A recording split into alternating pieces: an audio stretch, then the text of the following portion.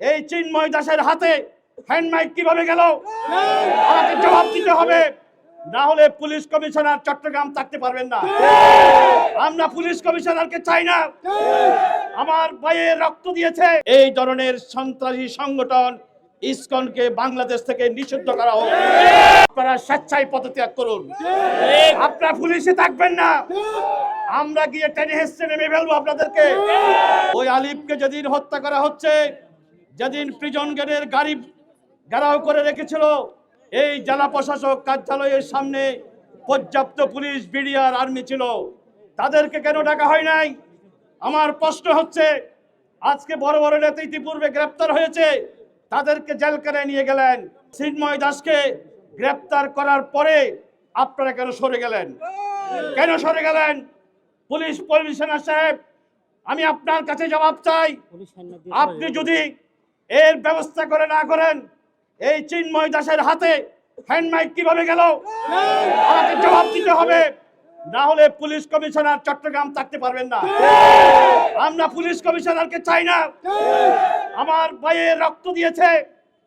আজকে দীর্ঘ ৩৬ দিন, জুলাই ৩৪-এ অনেক রক্ত গিয়েছে, অনেক শহীদ হয়েছে। তাদের রক্তের সাথে বেঈমানি করা যাবে না। তাদের রক্তের সাথে বেঈমানি হবে না। আমরা সবকিছু জানি, চিনি। যারা ঘটনার সাথে জড়িত আছেন, পুলিশ প্রশাসন এখন বসে আছেন, আপনাদেরকে হুঁশিয়ার করছি, আপনারা স্বেচ্ছায় পদত্যাগ করুন। আপনারা পুলিশে থাকবেন না, আমরা গিয়ে টেনে হেসে নেমে ফেলবো আপনাদেরকে। আমাদের সাইফুল ইসলাম আলিফ, তার হত্যার বিচার আমরা অবিলম্বে ইনশাআল্লাহ মাটিতে আদালতে আমরা নিষ্পত্তি করার চেষ্টা করব। আমরা অনুরোধ করব, আমাদের এই ভাইয়ের মামলায় কোন আইনজীবী আপনারা অংশগ্রহণ করবেন না।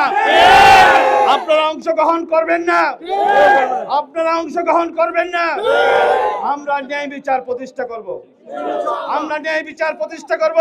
আমরা জানতে পেরেছি চিন্ময় দাসকে জেলখানায় নাকি ডিভিশন দেওয়া হয়েছে। আমাদের জেল কোডের কোন নিয়ম অনুযায়ী, আইনের কোড ধারা অনুযায়ী আপনি রাষ্ট্রদ্রোহী মামলার আসামিকে আপনি ডিভিশন দিয়েছেন। জেল সুপার, সিনিয়র জেল সুপারকে আমি অনুরোধ করব, আপনি সেই ডিভিশন প্রত্যাহার করবেন। তাকে সাধারণ কয়েদির সাথে রাখবেন। সে এমন কোন ইম্পর্টেন্ট ব্যক্তি নয়।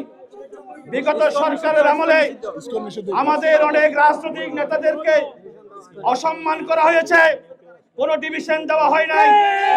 আমি অবিলম্বে ডিভিশন প্রত্যাহার করার জন্য অনুরোধ করব।